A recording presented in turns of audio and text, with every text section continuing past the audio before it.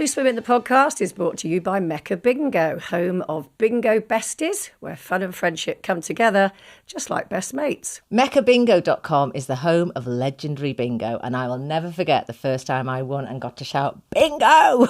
Yeah, we all love a win, and the Mecca Prize Promise brings 3 bingo games every day, and guess what? Everyone is a winner. Players must be over 18, terms and conditions apply. Go to MeccaBingo.com for details, and please be gamble aware.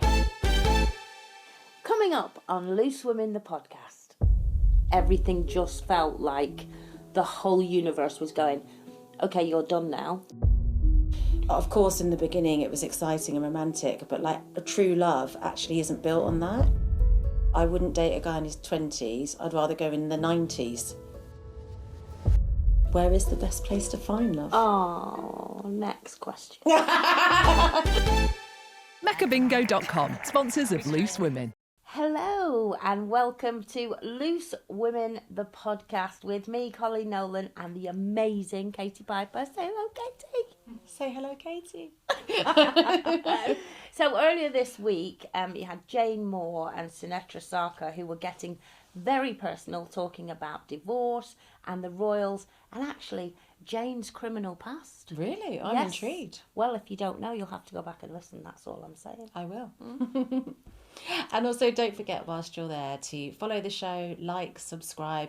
None of it costs you a penny. And the good news is that means you won't miss a single episode. It's good, isn't it? Very good. Anyway, back to us, because it's all about us today, Katie. It's our first time together. It is our first time, but actually it's not about us, it's about you guys, because we're going to be answering your questions and all your burning dilemmas. I'm excited. I'm excited. I love question time. And it looks like you love question time as well. Yeah. So Let's get to it. Let's get to it. So our first one comes in from Catherine, and she wants to know, how do you dress for your body shape? Oh, That's a good one, because that's a really good question. that can change all the time. Well, it changes through your whole life, isn't it? Yeah. Yeah. And also, I don't know about you, but I almost think, well, I don't think I do now I'm older. I think I just wear what I want to wear, what I feel good in. I think definitely when I was younger, I used to always be conscious about my legs, because I was always short. I stopped growing at like age 13. So what wouldn't you wear? I would always wear a heel. I wouldn't wear like mini skirts. Would you not? No. But now I don't care, because I'm busy and I'm more practical, and I've trapped my husband. I don't need to impress him. It's fine. I just think you care less. Oh my God! You just care less. I'm so sorry, Katie Piper's husband. No, I mean, you don't base how you present yourself on other people's opinions. Like, if you feel good and you like wearing that. 100%. But when I was younger, I didn't have that confidence, which is ironic, because I probably looked better younger. No, you always look great. I mean, let's be honest. If I had your shape, you can wear anything. But it's an opinion, isn't it, of what looks good and Yeah, how, and how everyone you has feel their own insecurities, don't they? So for me, from a very early, from probably 13, I had big boobs. Yeah. I was the only one in my class. And you like that, or you hate it? No, I hated it. Really? My whole Okay. life I was always covering. I still do a bit now. I'm still really conscious that I've got a big chest. And did people tease you for it then, All the growing time, up? yeah. Yeah, I suppose and that's hard. comments and just clothes, you know. And looking back, like, especially in the early days with my sisters, they weren't that big as I felt, but they were just always bigger than my sisters. So I always felt like, and for some reason, when you're big up here, you feel big everywhere. And it's that comparison. Like, And so it's comparing, You grew up yeah. with your sisters. And I suppose you had a different upbringing to most people, where you would see yourself on screen. Yeah. What was that like? Well, looking back now, like I said, I look back now and go, I don't know what I was worried about, because I was actually really, really slim. I know, You know, yeah. but at the time, when you're young, you're just so self-conscious. And I think, like you now, as you get older, and I mean, I haven't got a husband who I don't need to make an effort for. I love that I've said that. I don't mean it like that. I'm never going to let you forget that. No, but I know what you mean. But I'm always conscious of how. So lots of times, I'll put a dress on and people go, "Oh yeah, wear that. It's gorgeous. It's gorgeous." Yeah. And I'm like, I'm not comfortable in it. Yeah, and Because that it's shows if you're not showing comfortable. All the bits that I don't like. Are there certain things that are off the list for you that you just wouldn't wear? Well, I wouldn't wear a mini skirt. Yeah. You know, and I wouldn't wear a midriff top. Yeah, because yeah. there's a lot of midriff hanging out. Yeah. So, but then for me, I see women or young girls walking down, and they might be larger girls, and they're in midriff tops and minis. And they own it. And at first I think, I'm not sure. I think she maybe could have dressed that better, that shape. But then I go, actually, I admire their confidence. Yeah, because yeah, they really own it. And I think there's nothing more attractive than a girl who's confident, or whatever size she is. Oh, I'm just definitely. not. I mean, it's the same with men. Like, if you date somebody and then they're not confident and they're kind of racked with insecurities, they can become unattractive to you. Whereas if somebody, like you said, owns it and it's the whole package, you can fancy them and all that becomes 100%, irrelevant. yeah. Yeah. So, yeah, I think for me, nothing's off limits.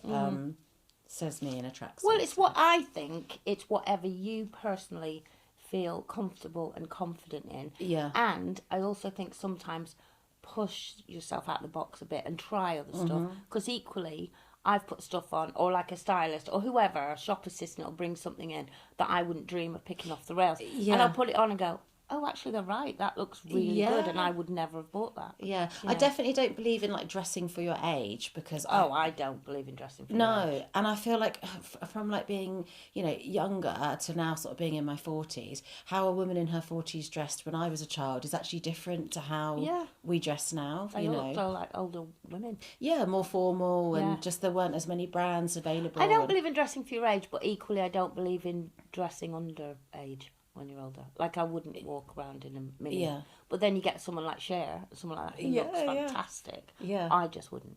Would you tell somebody if you thought they were dressing like unsuitable for their age? No, I wouldn't tell somebody. But I think my family would go, Yeah, maybe not. Be honest with Yeah, you. especially your kids. Because my kids are older now. Yeah. So they'd go, Mum, you need to put them away before we go out. Or you need to cover your numerous spare tyres up, please. Nice. So they would be honest, yeah.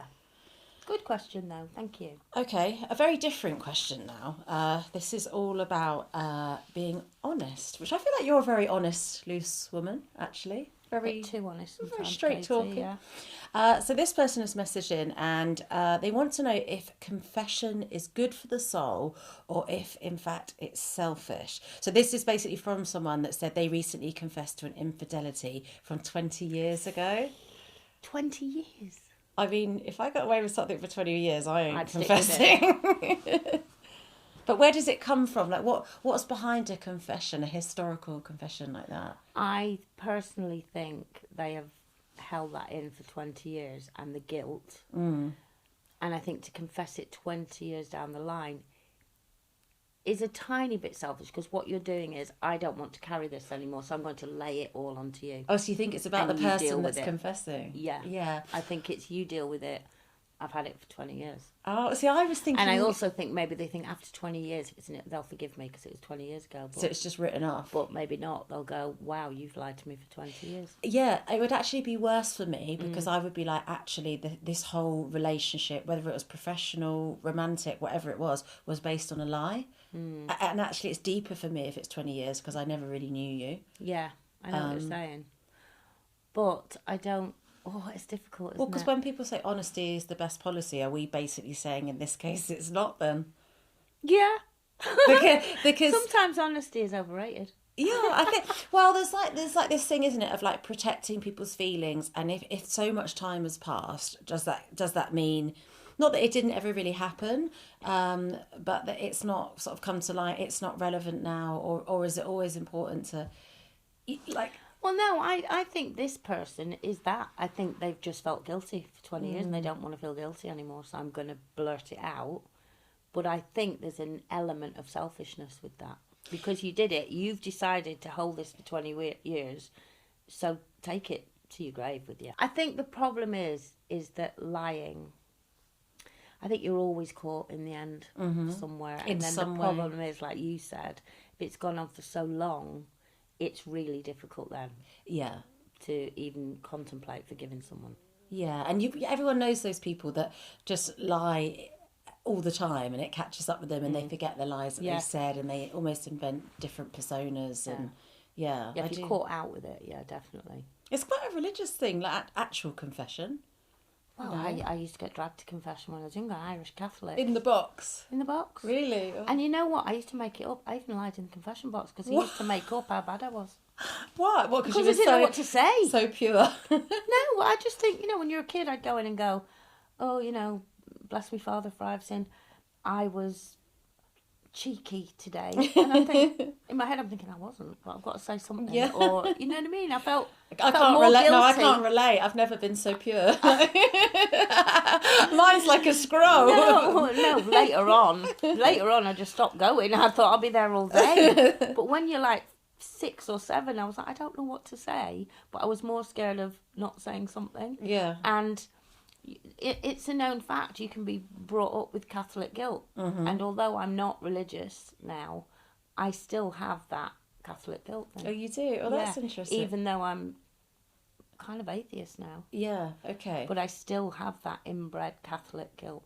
Because sometimes when you see that whole thing of like people turning to religion, say later in life, can it be used as a like, well, only God can judge me, and if I repent, then it's okay how I treat people because, I've apologised to God and put it right. And does that excuse people's bad behaviour in the name of... I think some people think it does, but it doesn't. Yeah. It doesn't. I don't think. No, I don't. You can't use that. You can't use your beliefs to let you away with bad things. That's just not right. To operate on a lower vibration and just get a hall pass basically. Yeah. Well, you get this whole thing where people find God after like a life-changing thing, like often in prison, and they've committed mass murder or something, but they've repented and they feel reborn again. I think that happens a lot. I do, yeah. And not just in prison. I think if somebody goes through a traumatic experience or they've been not a very nice person for years, and then their only way out of it is to find this higher being and say, oh, I realise now that, Do you doubt the authenticity of that then, or...? No, I think, for me, I just think certain people look for something to believe in and to hold on to, because they've reached somewhere in their life that they don't know a way forward, or they can't find that outlet, So I've met loads of people going, no, I've found God now, or I found whatever it is. And I think that's because I feel you had to. Because you had nothing else to get out of bed for. Yeah. We all need like hope or a reason to, like you said, to carry on and keep doing what and you know what, if it works for them, and it does change them and makes them a much nicer person, then I'm all for it. It's positive, yeah. It's a positive thing. So if you're atheist, what's your reason then? What's your reason for carrying on? And because you've had a lot happen in your life that could make you feel angry or resentful. That's why I became atheist, funnily enough, because of that. Yeah. So I went the other way. My reason for getting out of bed is that I'm just happy that I wake up in the morning, because so many people don't. So and we don't know how long we've got, and I want to enjoy whatever life I've got and not lie in bed thinking, poor me, and what if. It's like nobody knows. Yeah. So let's just embrace it, and I've had a lot of family that very sadly aren't going to, be here and wake up the next day. So in some ways that's been my awakening of I could stay in bed all day and I could put the duvet over my head and go, oh, poor me, and I can't carry on. But you have to, because that's what life is. Yeah, and actually that goes back to, we started talking about being selfish. I suppose it's like a selfless way of living, because there's people that would have loved to live and haven't, and you're saying, well, I'm not going to waste this, I'm going to seize it. And and it's also made me less... I don't hold on to things anymore. Yeah. I don't hold on to anger. I don't hold grudges anymore, because I literally go, life's too short to be filled with all that. So now I'm kind of, I'm not saying I don't ever get angry with someone, no, but you're laid I don't back. hold it. Yeah. I know people. I mean, God bless her and love her, but my sister Linda, who passed, just held grudges. Yeah. Up until the day she went. And you from feel 30 that years energy ago, on and I'd be people. like, just let it go. Yeah. Like, what is the point of that? Yeah. But it's just the way some people are, Yeah. I feel the good vibes from you. I feel the chilled out. I think it's probably laziness. I can't be bothered. It takes too much emotional energy. I've never asked you this. Are you religious?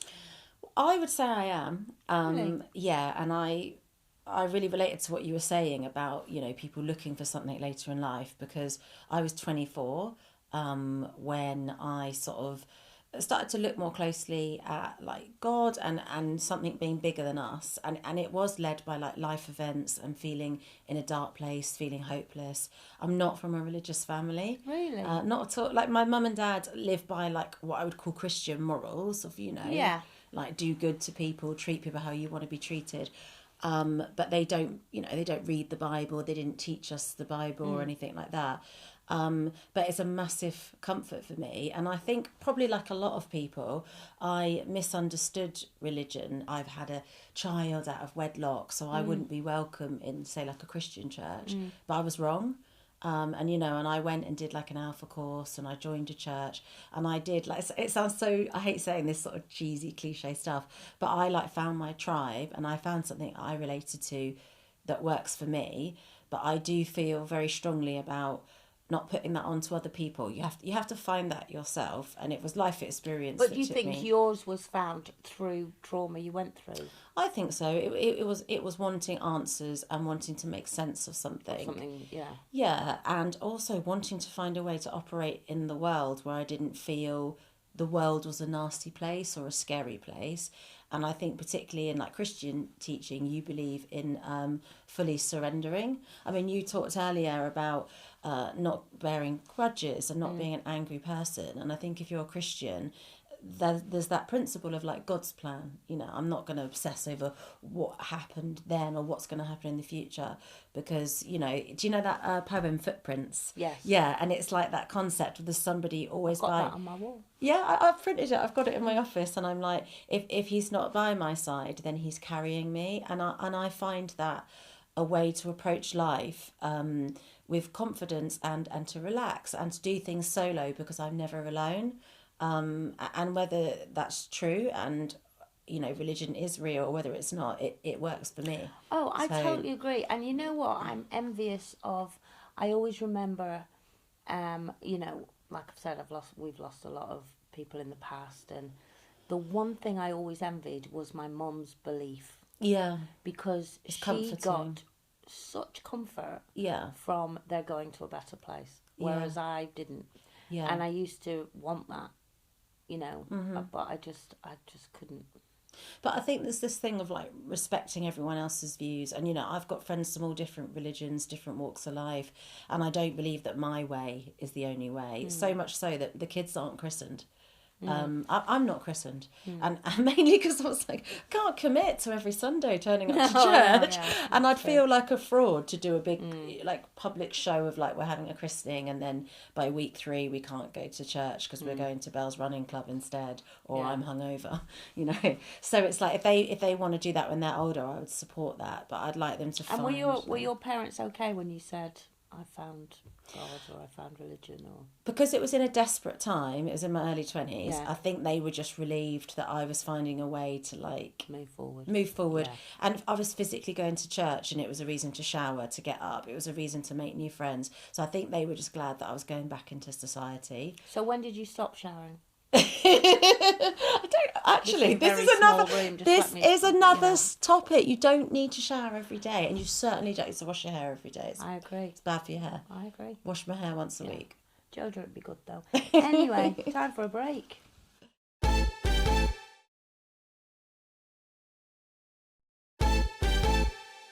Welcome back. Time for another quick question, Katie.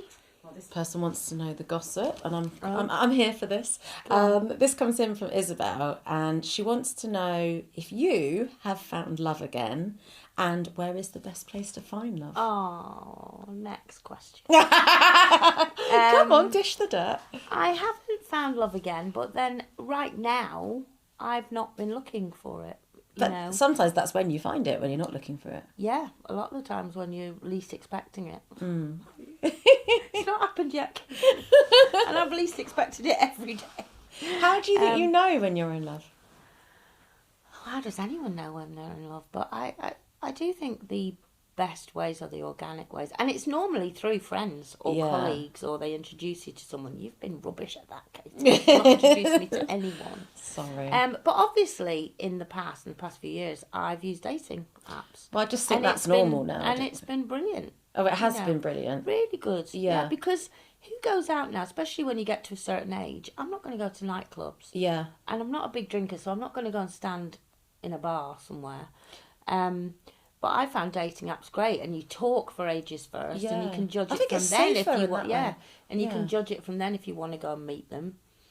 And people go, well, it's not safe. It's not safe. It's just as safe as meeting a total stranger in a nightclub and arranging to meet them the next day. Yeah, you know, or ending up having one too many, and then you are could be in a dangerous situation. So as long as you're aware of, you know, safety and telling people where you are and who they are. But yeah, I haven't met anyone yet. I'm kind of enjoying my singledom. And the goats at the moment. The goats. The goats are good, and the horses and the animals. They don't expect anything. It's a numbers game though, dating.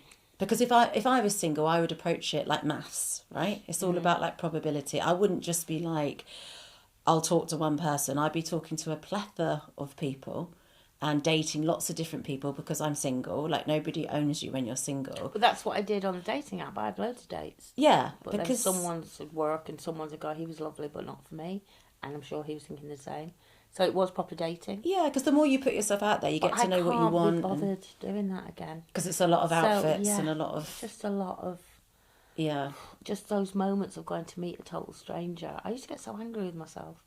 And now I'm just... Don't you get the buzz though, like the adrenaline and the butterflies? You do once you've done the date and you go home, whether it's worked or not. It's like... Yeah. But I didn't initially. I was like, why am I putting myself through this? I'm mortified because, believe it or not, I'm quite shy.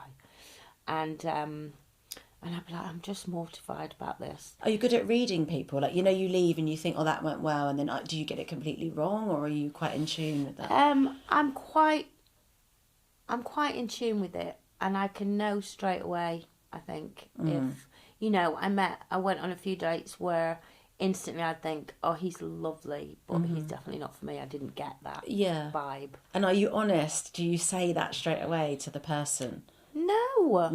Okay, so you're like, oh, this was great, I'll see you again. So lovely. I don't say I'll see you again, but I go, oh my God, it's so nice to meet you. I've had the loveliest time. And then when they message again, then I'll go, no.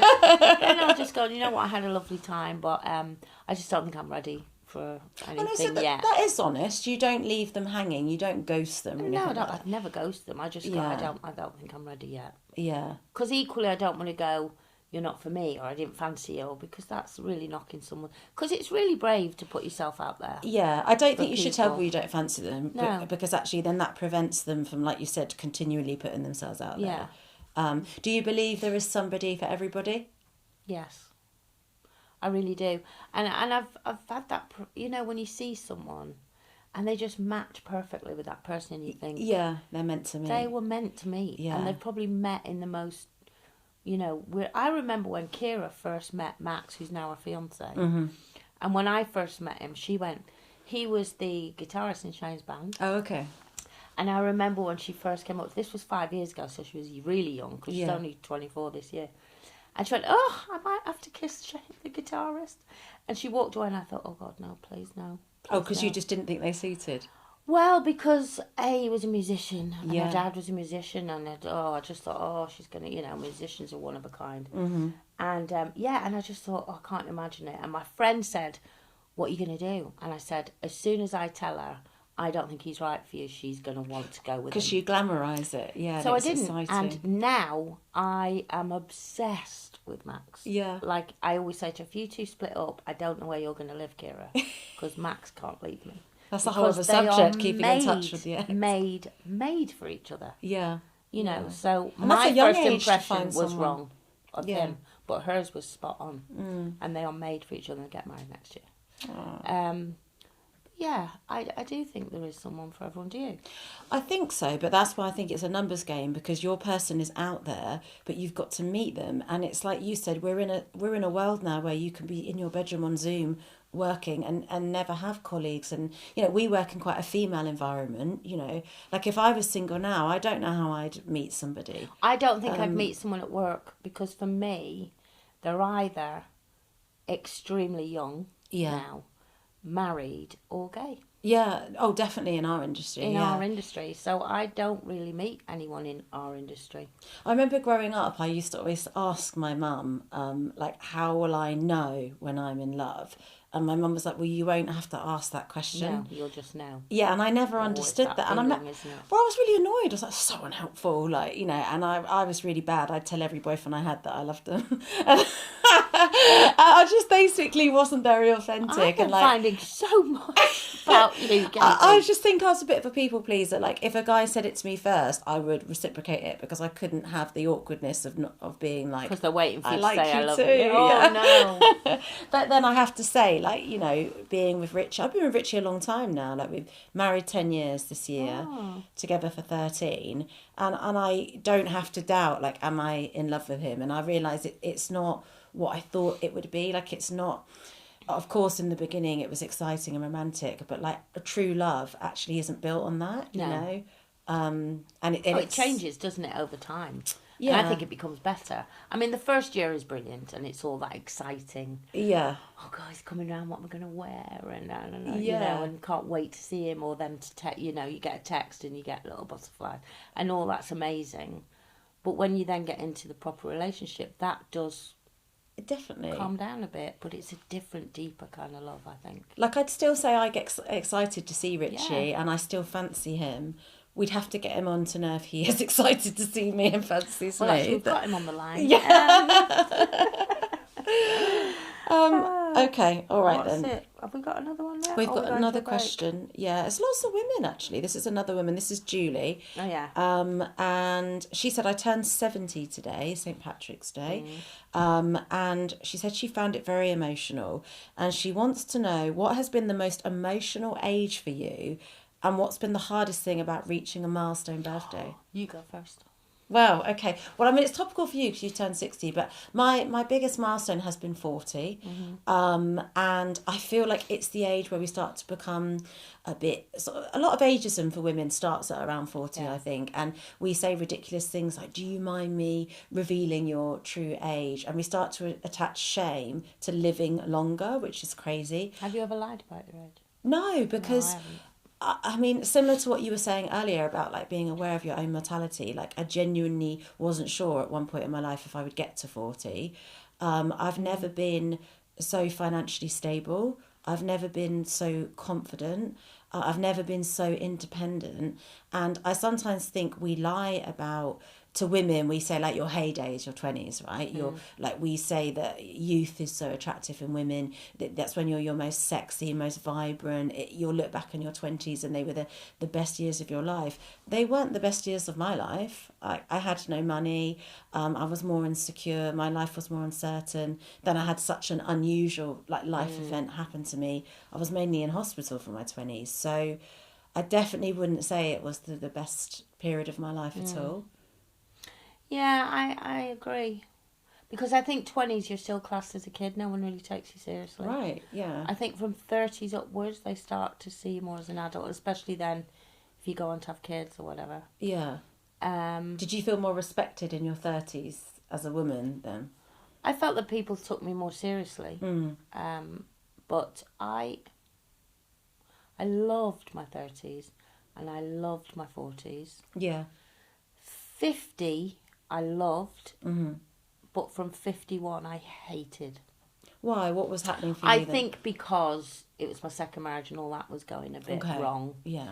So I was going through a very emotional stage anyway, and then you think, oh my God, I'm in my 50s, and now my second marriage is not going to work, and you start to question everything. And yeah.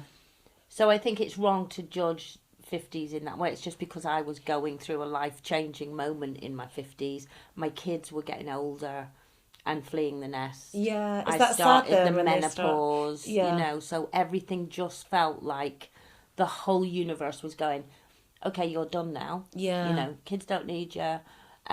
Your nature is telling you you are surplus to requirements now, and you no longer have a husband. So everything just felt like really... It's a lot of loss all at once. A lot, yeah. Yeah.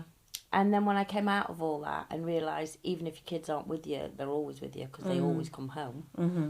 And you're really close to... Yeah. really close to really your close kids. to the kids. Yeah. And also now me and my ex-husband are great friends, you know, and he can still come and stay if he's gigging near me. And so that's a lovely relationship because of Kira as well. And actually a more successful relationship, because people wrap, you know, marriages ending up in failure or shame, particularly for women. Like women, I've never seen any of my marriages. My 2 marriages, I never class them as failures. No, I don't think we would if it was a man talking about it. I had the best time when it was good. Both of them, it was really good. Yeah. And you can't say something's a failure when you've got 3 beautiful children from it. That's not a failure. They go back, I bet if you could go back in time. I was going, well, if I went back in time, I wouldn't have those 3 kids. Yeah. So I wouldn't change anything. And now to have a friendship with those men, amazing. That's the best result. But equally, I've been in relationships my whole life, really. From very young, long relationships. And so now I've reached 60, but it's really weird because everyone comes up and goes, how do you feel being 60? And I keep thinking, I feel great. Why am I not meant to feel great? It's almost a weird thing of people. 60. Yeah. And I think, again, for women, it's harder. Yeah. And luckily, thank God for the show we do. I was going to say, it embraces age. It celebrates us, doesn't it? What other shows do that, really? Yeah. So then, do you think it's this thing of actually, it's not the years and the age that's relevant, it's what you're doing with your life, because it's the mindset as well, yeah. Yeah. And I mean, I'm not financially stable. You know, I have that's to work. That's all the goats. That's what all the goat No, but food you know what it is? I mean, I remember my family saying to me before I bought this little farm, why don't you just buy a little house? Like, the kids aren't there, you can have a little dog, just buy a 2 up, 2 down, you never have to worry again. And I said, because I need a reason to get out of bed and go and work for it. And that's been my dream, what I've got now. Yeah. Yes, it is hard work. Yes, I have to continue, probably have to work till I die. Yeah.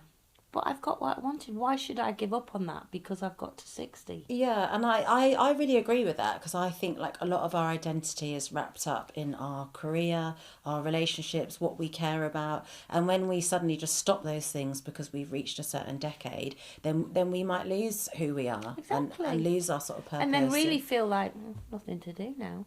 Have you got advice for me then, for 50s and 60s? Are you not 50 yet? No, what does that even look like then? Pretending. But that's the thing, actually. Like, what does that even look like? Because we've got such an age range on our show of people that look different at different periods in their life, and I don't think you can look at somebody anymore and say how old they are. I think it's very different, isn't it? Just look at Gloria Hunniford. I know, she's amazing. Yeah. Was she 84, I think. Is she? Yeah. I didn't even know she was 84. No. I mean, she's still having firsts in her career. She's still working. She's busy. She's very, like, when you spend time with Gloria, she's vibrant and energetic. Yeah. Which isn't what society says about a woman in her 80s. No, she is amazing, isn't she? Well, it's time for a quick break now, after which we have a question from a celebrity guest. Do I need to do like a drum roll? You do. You do. Plus our star question, that's our favourite one from this week's batch.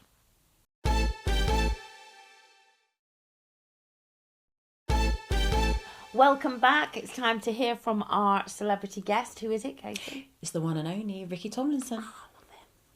Do you think men of my age are still attractive to the opposite sex? Yes. I don't like. I do. Yeah, absolutely. I mean, we kind of talked about this earlier about, you know, there being someone for everybody, and I don't think attraction is based on age, and I don't think, you know, okay, like physically your desire may lessen to have like physical relationships as you get older. Not everybody, but everyone wants connection. Everybody wants their person.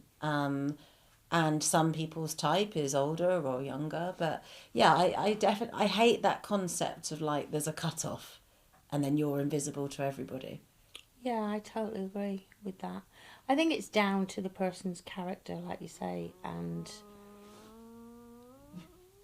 I swear to God, that's not attractive. That's nothing to do with age. came from She the left actually side has of my an body. alien in her stomach. That's what you get for missing lunch, you see. Yeah, Yeah, we can Intermittent fasting. cut that out. yeah. Soundman's literally just gone, ooh. No, I think, you know what? I think attraction is just something. It's like, you know, you could meet a man of 40, 50 Yeah. and go, oh, he's so attractive and gorgeous. Now I Yeah. go, oh, no, he doesn't do it for me.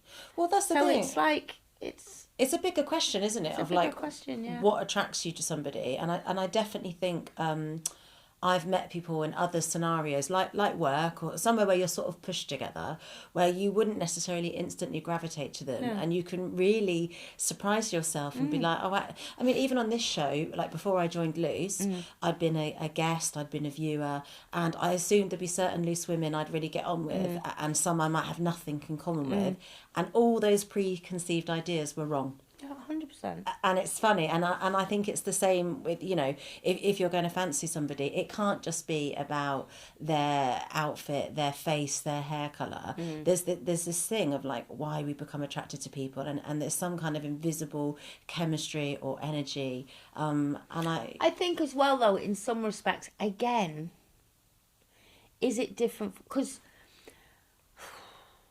if you were 30 or 40 and you met a guy who was 80, well, say you were in your 30s and you wanted kids, you could still have kids, whether he was 80 or 90. yeah, which we see If a you lot in meet- Hollywood. Yeah. You know, that Whereas happens. if you meet a guy, you're a woman Yeah. in your 60s or 70s and you meet a 30-year-old guy, I'd always worry, is there going to come a point where he's going to want children and I can't have them again? Yeah, you'd have to have those open and honest conversations. Really wouldn't open and you? honest, Yeah. yeah.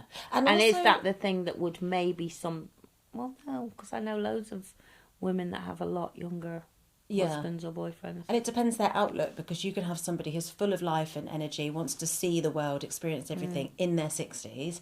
Then you can meet somebody else who's very settled and is a bit like, actually, no, I don't want to do any more. I don't want to go out into the world. And they could be like in their 30s or 40s. So it depends, like, what is your zest for life? Yeah. It's funny now, though, because I couldn't go out with someone in their 30s or 40s. Because it's too young. Too young. So what's your cutoff? Probably, what am I now? 60, probably 50. Like, the least they could be is 10 years younger. Oh, that's the a good most they decade. could be. Yeah. But that's even all then, right. I'd think, oh, I don't know, though. Yeah. I definitely wouldn't date young, because People do, don't they? Yeah, so I'd more like, if I had the choice of like, you know, I'm 41, so I wouldn't date a guy in his 20s. I'd rather go in the 90s. Like, not in the 90s. I mean, if I had the choice of like really Wow. old or really young, like for me, like, so what would attract me to someone older is their life experience, their knowledge, their wisdom, being able to learn. And But it's not someone in their 90s. maybe not in the 90s. Depends the bank balance. Well, I was going to say 90s billionaire. I might. Yeah. But I feel like someone who's older would enrich my life. Yeah. And I would learn stuff. Whereas if someone younger, I know I would, it's so stereotypical, I would find them irritating. And I would, It's not that I'd find them irritating. It would make me feel old. yeah, I don't mind feeling old per se, but I don't want to, I think it's being a woman, I don't want to be someone's mum. That's what I mean. Yeah. It and would have make, to look my after son them now and- is 36. Yeah. So if I was to go out with someone in the 30s, I think, well, my philosophy in life, even when I was younger, was always I could never date someone I could have given birth to. That's a great mantra. That's all I Look, can ever- we get that on Loose Women I merch? always- Maybe I've- like on the mugs. I've lived by that. If I Don't could birth date you, I someone can't. you could I have can't given date birth you. to. It's not good. Great life Not lesson. for me, anyway.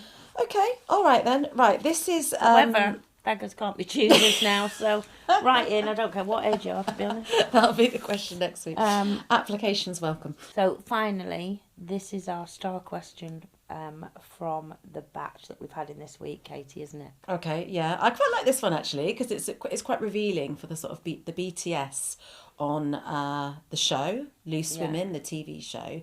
This person, it comes from Sam, and Sam wants to know, what do we chat about in the advert breaks whilst we're on the show? Well, that would be telling, wouldn't it? We may never be on here again. We don't talk to each other in the advert breaks. We all hate each other. Don't say that, because they'll pick that up. Well, I feel Loose Women at War. I do feel like it's almost a show in itself, It what is. happens in the advert breaks. I always feel like when we talk to the audience, people come for a whole day out, usually something like it's a 60th, and they've come down Yeah. from wherever they live. They're going out for lunch. We've got our brilliant warm-up guy, Lee, yeah. who basically makes a stand-up show in the breaks, pulls us all in, interacts with everybody. You get to know the audience. We do talk as well, don't we? Yeah. We have our own catch-ups or... Yeah, I mean, I think that's the thing I really like on the show is we can have really hard-hitting subjects, you know, things that have dominated the headlines or politics, and then we can completely gear change to talking about, do you give a vegan diet to your pet? Yeah. And sometimes it's good to be able to sort of reset in the break and talk to each other about how it went and like almost a little mini debrief way. Or sometimes we just catch up with each other, don't we? Like, Yeah. you know, what did you do last week, or how was that night out you went on, or Yeah. did you hear about that? We love a gossip. Don't we? We love a gossip. Or tell someone they've got lipstick on their teeth. Yeah. Yeah. Yeah. Although I didn't tell my sister recently that she had green teeth. What do you mean? On the birthday show, my birthday show, she carried my cake on. Right. And it was green and white. Oh. And it went on her finger, so she went like that, No. licked it off her finger, and for the whole interview she had green teeth. And you didn't tell her? No, I thought it was That hilarious. breaks the girl code. Would you Nah, tell it's my me then if sister. I had like red lipstick on my teeth? No. Wouldn't you? I'm going to lick my teeth now. No, I would. don't know I what's would. on there. I would actually tell you, but I didn't. It was funny. Because it actually, what could she have done about it if it was stained? Well, I think Yeah. because she would have had to have brushed her teeth, and it was a live show, and also she's my older sister, so it's a bit of payback. Okay, well that They was were a good great, one. Well, and great. actually what we can say from that is come to the show and you'll find out what happens in the ad breaks. Yeah, it's really worth Yeah. coming actually, because it's really interesting for them to see behind the scenes. And Yeah. everyone always comes, oh, it's much smaller in real life, isn't it? My mum and dad have been and they loved it. They had a whole day out. Yeah, it is very interesting. Anyway, I think that's it from me and you, Katie. You know, So time flies when you're having fun. doesn't it? We could sit and chat all day. But if you have got a burning question for any of the Loose Women, then please send it to loose.women@itv.com and we will try and answer as many as we can. Also, don't forget, if you can't wait till next Friday, there's another episode with 2 more of your favourite loose ladies. That's coming up on Tuesday. So until then, it's goodbye from us. Bye. Bye. Stay loose.